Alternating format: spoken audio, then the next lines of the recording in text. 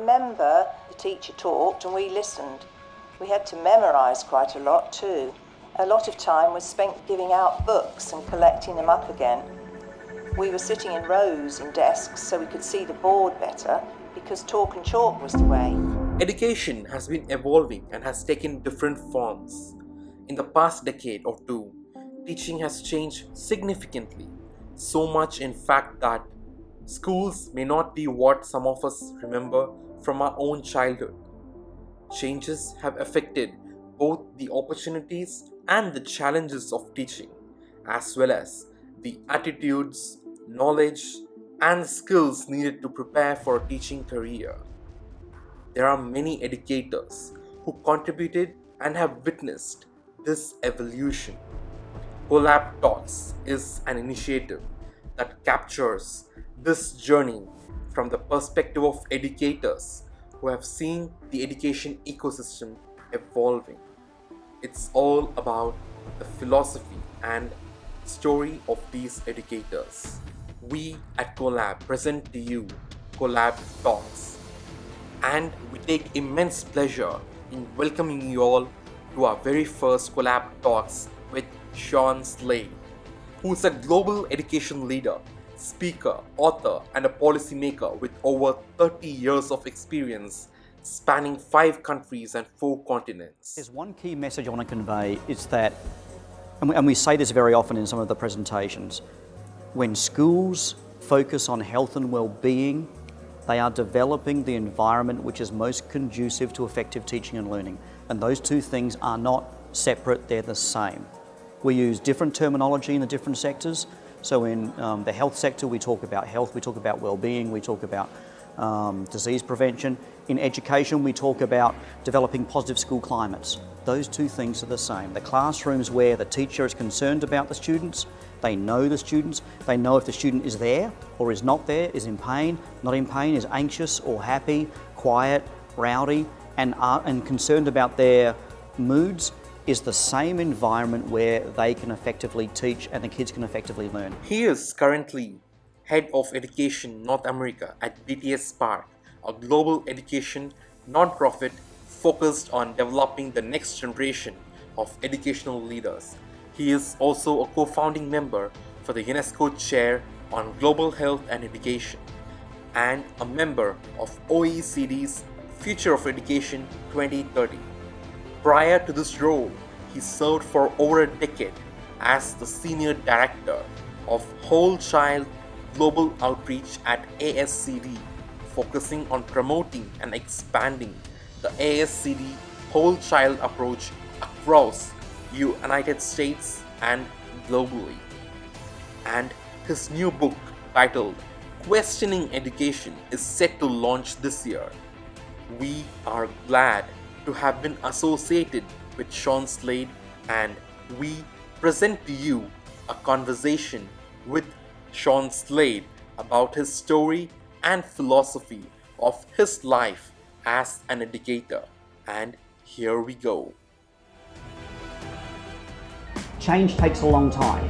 It doesn't happen overnight, and it's not when 3 or 4 or 200 or 500 people agree, but it's when a system starts to change.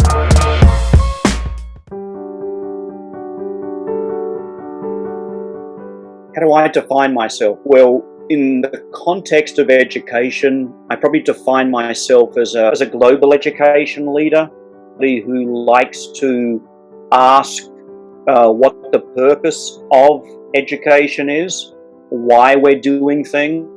That's not to say that what we're doing is wrong, but I suppose my general philosophy is that we don't ask ourselves enough about why we're doing something. We don't question enough why we're doing something. And I'm also a strong believer in education as a vehicle to change not only individual lives, but also communities and collective lives as well. If I try and, succinctly bring it down to a core, it's always making sure that we're not just doing things for the sake of doing things, but there is an action and there is a purpose and there is a rationale behind what we do.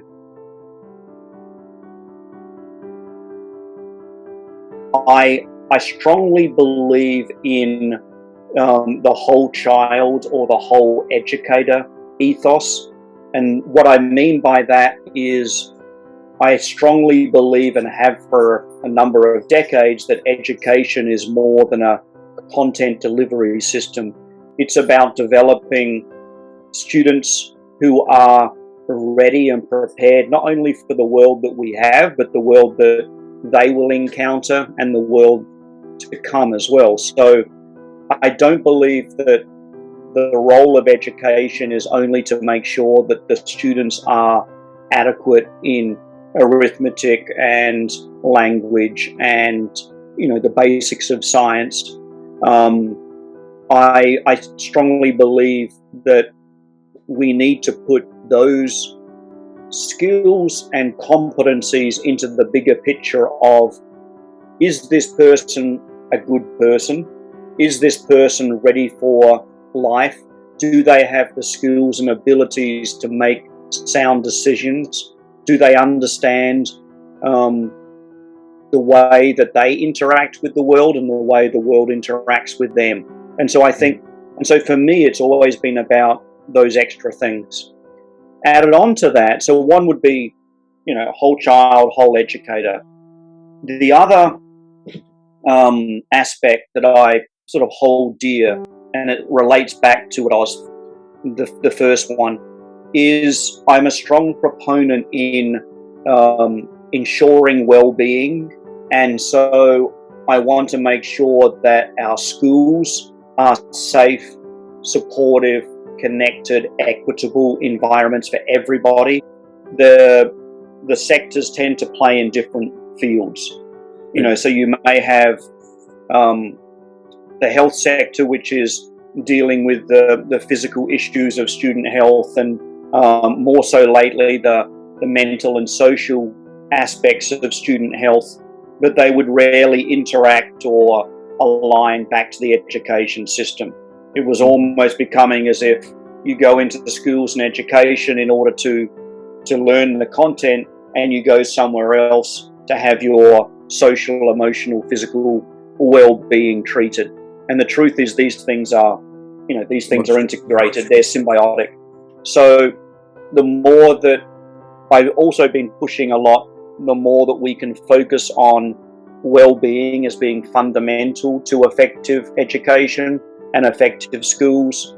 And that also goes not just for students, but also for the teachers and the principals as well. I suppose the third aspect that I try and hold dear is questioning where education is going and why we're doing it. And so, yeah, I have my understandings or beliefs about it, but it doesn't mean they're necessarily correct or the way to go. But really having this ongoing questioning about why we're doing things and what we want education to be.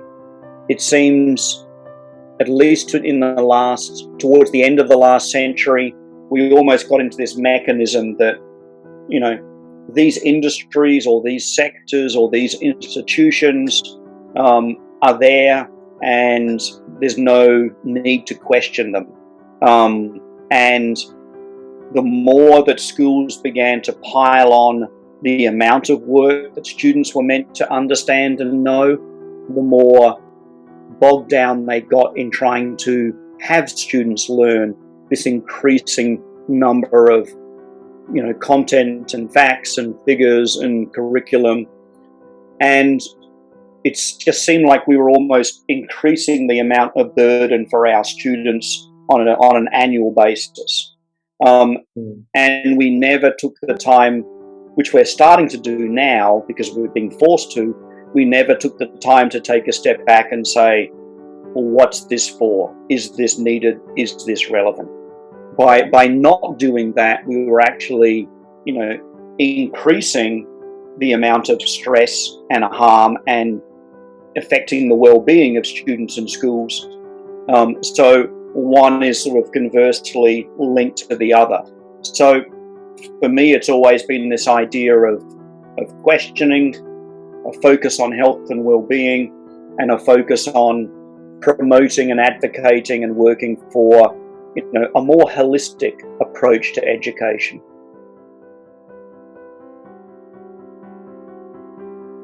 I sometimes say it's easier to make sense of your career path by looking in the rearview mirror and seeing where you've come from, as opposed to saying, yes, this is where I planned to be and this was the path I was going to take. It doesn't, for me anyway, it doesn't work that way. So looking in the rearview mirror of, yes, I used to be a physical education teacher, and then I taught social studies and history, and then I worked in Sydney as a education consultant for school districts. Then I was an education researcher over in San Francisco, and then the work I'm doing now.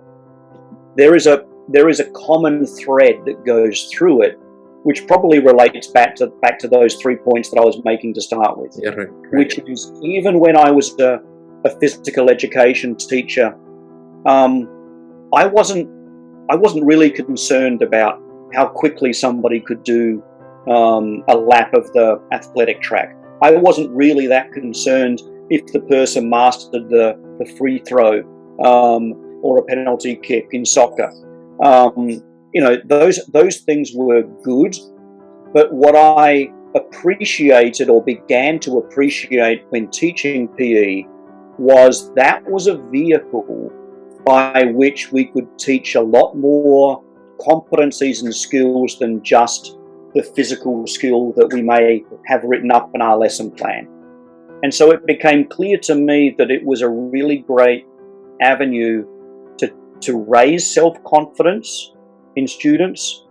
They would come into these classes thinking there's no way I can do this, and then within 45 minutes to an hour they're doing it, and you can see the light bulb go off in their head, and it's like, oh, I can do this, and then they translate that to other things that they can potentially do in their life. It was a great vehicle for teaching perseverance, practice, repetition, problem solving, decision making. The students themselves found reason in it. Now, you might be teaching cricket, or you might be teaching hockey, or you might be teaching athletics, but for the students, that was something important. It was important to them socially. It was important to them in their sort of status with the other students and in the community. So you had a vehicle which was health-inducing and meaningful to the students, and then you could teach these social aspects. That sort of strain of seeing what the social benefits are in the education system has been with me throughout. So when I was working in the Department of Education in Sydney, it was a lot of the work was focused around developing resilience and youth development and skills of decision making and support. When I was doing work in San Francisco, it was similarly focused around how do we increase and develop the resilience and skills in our youth? How can we start to develop environments which allow these things to happen? And then obviously when you look back at the work around whole child, or now around educational leadership and the whole educator, it's, again, how do we start to develop these skills and competencies which I believe are core to, is a core reason why we have education in the first place.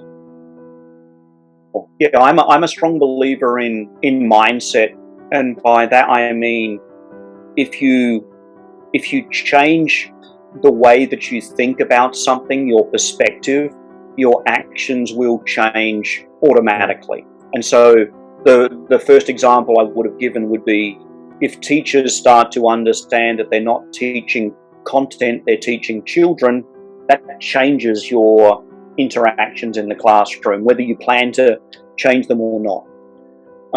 So I think mindset is a key driver of us being honest with ourselves and getting true meaning about what we're doing. in education. How my mindset has changed over the years from moving from being a classroom teacher to a more of a director role. I would say that I understand from both perspectives. I understand the role that policies play in restricting or allowing for education reform. When I was a classroom teacher, you have jurisdiction to a certain extent over your class and what gets on in that class. You have less extent over what gets done around in that department or in that year level or in that school. And the further away from your class, the less influence you have.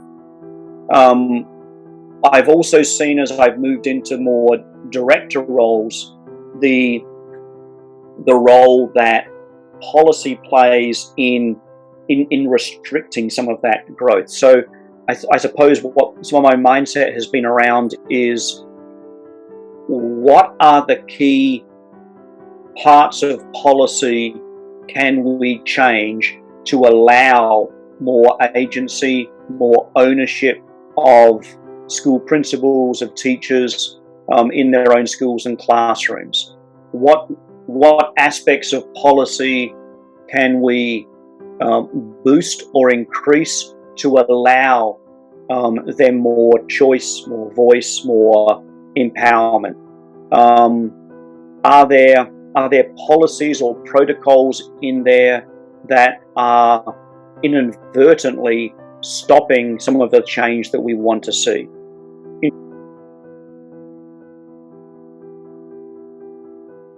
Yeah, I think I wrote a piece which I thought was going to be a short-lived or a piece which would be unrelevant after 2 years. But I wrote a piece about 2 years ago about the COVID and the pandemic, and I still believe it's true. It's basically saying what the benefit of the pandemic and the benefit of COVID is. It has fast-tracked a lot of these things we've been talking about for a number of years, but haven't put them into practice. It has fast-tracked us having these conversations about the purpose of education, what it's really there for. It has fast-tracked the understanding that well-being and safe, secure environments are essential for education.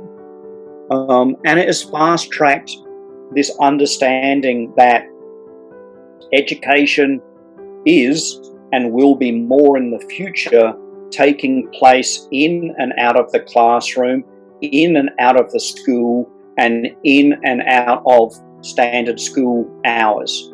So it's really been, I think those three sort of lessons have been shown to be true, and I think they'll continue to grow into the future.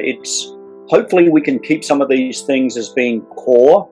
If we can keep the idea that, yes, let's keep questioning education and what we're doing. Let's understand that mind and body, health and well-being align to education and align to effective systems. And let's also understand that education is this ongoing activity that takes place outside of school and can take place more genuinely and succinctly if the student starts to own their own education and understand what they want to learn and why they're learning it. I actually think education will be in a very good place.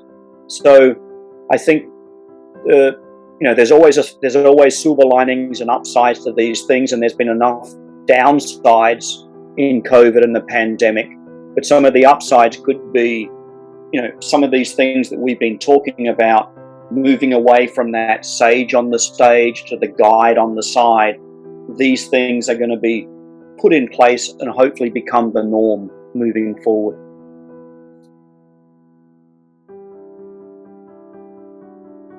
Okay. Yeah, when I talk about when I hear you mention education equity, and we've written about it as well, it's ensuring that there is equitable opportunities, not just equitable resources, but equitable opportunities for students. So we're not providing the same opportunities for every student, but we're making sure as much as possible that we're making an education system which is a leveling playing field.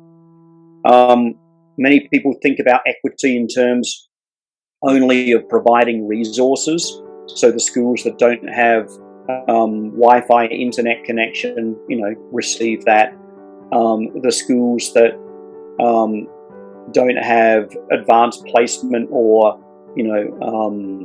additional coursework available receive that. Or if the students are, malnourished or not receiving, breakfast, that they receive that. So those things are important, or healthcare. However, it's also about opportunities. So opportunities to make the education relevant to all those students. Opportunities for students, if there is more advanced coursework, to be able to access it and be involved in that.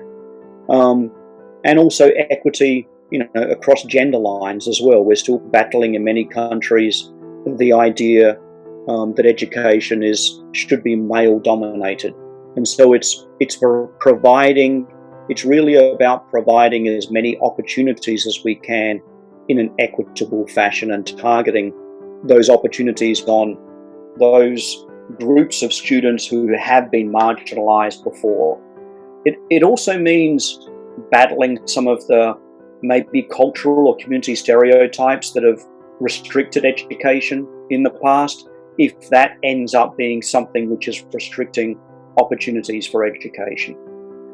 You talked about collaboration, and I suppose in a way this is one other thing which has really been beneficial during COVID and the pandemic, which is we've seen the ability to collaborate more during the last 2 years, 18 months, than perhaps we were seeing previously. And this has been sort of twofold. One, that almost everybody, or the majority of school systems to some degree, are utilizing technology and utilizing online. That has allowed more people to collaborate and learn from each other than it has previously. So just the rollout and the expansion of connection to technology. That's not to say that technology is the answer in education, but it's certainly increasing the opportunities and the vehicles. The second thing that was, and this was obvious to me after about 6 months, I would typically go to some of these big conferences, held by UNESCO or held by OECD or the Varkey Foundation or WISE or somebody else. And yeah, they would be really good, meaningful, engaging meetings or conferences. But more often than not, it was the global north, and it was the more wealthy countries and educators and leaders that were able to go to these events purely from a monetary, financial point of view. You would get talks and speeches by people from the global south or from developing countries, but they were sponsored or they were invited, or it was harder. And what was really interesting after about 6 months of attending the online events was there was a much greater participation by educators and stakeholders who would not typically be able to attend, because and this is still restricting access, but as long as they had access to a laptop and the internet, they were able to present and participate and engage. And so just the fact that we were moving away from these expensive activities and venues allowed us to collaborate a lot more and learn from each other a lot more. I'm less involved now than I used to be, only because of time commitments, but we're seeing a lot more networks spring up around the world, which are able to share expertise and learnings. One of the ones I was involved in initially is called the Weaving Lab that Ross Hall runs and has been for a number of years, and that's just a really good growing ecosystem of educators from around the world, global, north and south, east and west, sharing expertise, everything from sustainable education that you were talking about through to a more, holistic, well-meaning education system. So something that's really occurred over the last couple of years has really just been an expansion of that ability to collaborate with more, not just in your local district or your local region, but people from various industries, various sectors, and various parts of the world also.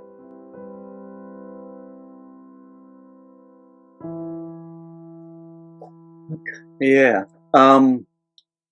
I think luckily for me, I've been able to do something in my career which I feel is meaningful and I'm passionate about.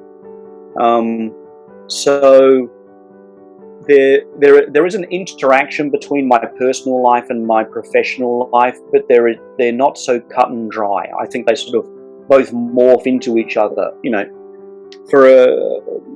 Here's an obvious example. So I had a week off between Christmas and New Year's, and I spent some of that time reading and some of that time watching Netflix and whatever.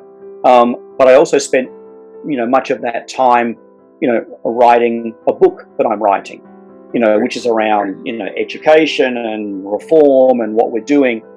So I've been lucky in the fact that what I find of interest and what I find meaningful is also what I end up doing as a career.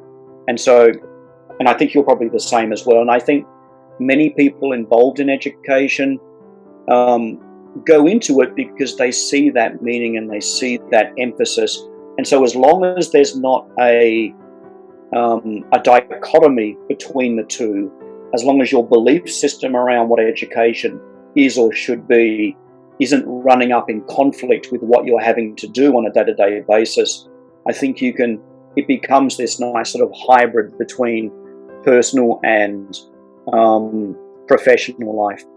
I try to also walk the walk. So I have 2 kids in high school. I try to give them as much agency and say in their own education. I try to stay healthy. I try to get out into nature. I try to, look after my social emotional well-being. All of those things, because life is complicated and difficult and not always successful. But I think, again, having that mindset and trying to do what I profess and do what I think is right, is important personally as well as professionally.